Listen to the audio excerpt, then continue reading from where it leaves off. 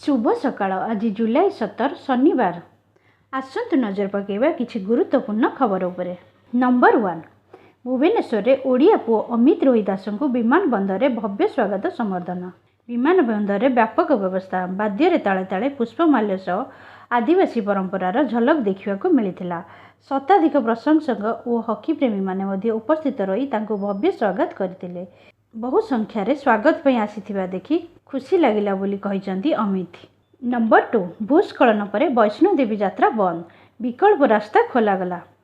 जम्मू अंचल में लगाण वर्षा लगी रही। यही कारणरू कटरारू माता वैष्णो देवी दरबार भवन पर्यंत मुख्य रास्ता भूस्खलन होईछि। एही भूस्खलन जोगु मुख्य रास्ता दे कोठा को जीवा आसिबा बाधा प्राप्त होईछि। मिलिथिबा सूचना अनुसार श्री माता वैष्णो देवी यात्रा रास्तार देवरी निकट में यह भूस्खलन घटी। यही कारण बर्तमान यात्रा को बंद कर दिया जायछि।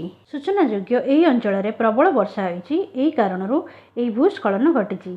तेबे एथिरे कौनसी धनजीवन क्षयक्षति होई नथिबा जणा पड़िछि। रिपोर्ट अनुसार एक विकल्प मार्ग दे यात्रा आरंभ होईछि। नंबर 3, 15 देश में व्यापिला मंकी पॉक्स।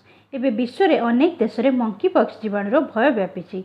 यही समय पड़ोशी देश पाकिस्तान में मध्य मंकी पॉक्सर एक मामला रुजु होईछि, जहाँकि देशर यही रोगर प्रथम घटना। पाकिस्तान में मंकी पॉक्स मामला सामना को आसिया पर भारत पर मध्य अलार्म घंटी बजेवा आरंभ होईछि। तेबे यही रोग भारत पर की प्रभाव पकेइबो से नहीं विशेषज्ञ माने चेतावनी दैछन्ति। सूचनायोग्य मंकी पॉक्स एपर्यंत 17टी देश में व्यापी सारिछि। हेले एबे विश्व 15टी देश में सद्यतम भाव यह संक्रमण देखा देछि। तेबे भारतीय डाक्तर माने यह जीवाणु को देश पर कौन विपद बोली विचार करूनांती, किंतु सर्वभारतीय जनस्वास्थ्य जरूरीकालीन परिस्थिति जोगु विश्व स्वास्थ्य संगठन देश में यह सतर्क सूचना जारी करिछि। नंबर 4, ओडिशार नुआ डीजी हेले वाबी खुरानिया। वाबी खुरानिया हेले ओडिशार नुआ पुलिस डीजी। 1990 बैचर आईपीएस होउचंती Khurania. Bhubaneswar Cuttack commissionerate police commissioner और नयागढ़, राउरकेला, जाजपुर, मयूरभंज और गंजाम जिले में एसीपी भाव कार्य करिसेंती।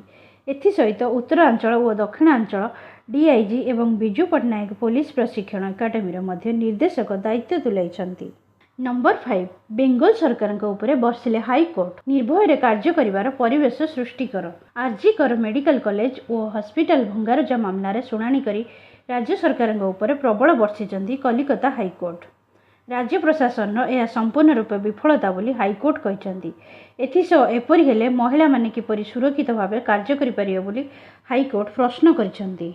आरजीकर मेडिकल कॉलेज रे ट्रेनिंग डाक्तरों को दुष्कर्म और हत्या को नहीं स्वाधीनता दिवस पूर्व दिन राति लक्ष लक्ष संख्यक लोक आंदोलन करते। यही समय प्राय 7000 अधिक आंदोलनकारी मेडिकल कॉलेज को धसई पशि व्यापक भंगारुजा करने सह विक्षोभ प्रदर्शन करते। नंबर 6, सरकार बड़ घोषणा। समस्त जुग्म महाविद्यालय अलग हेब युक्त 2 और युक्त 3।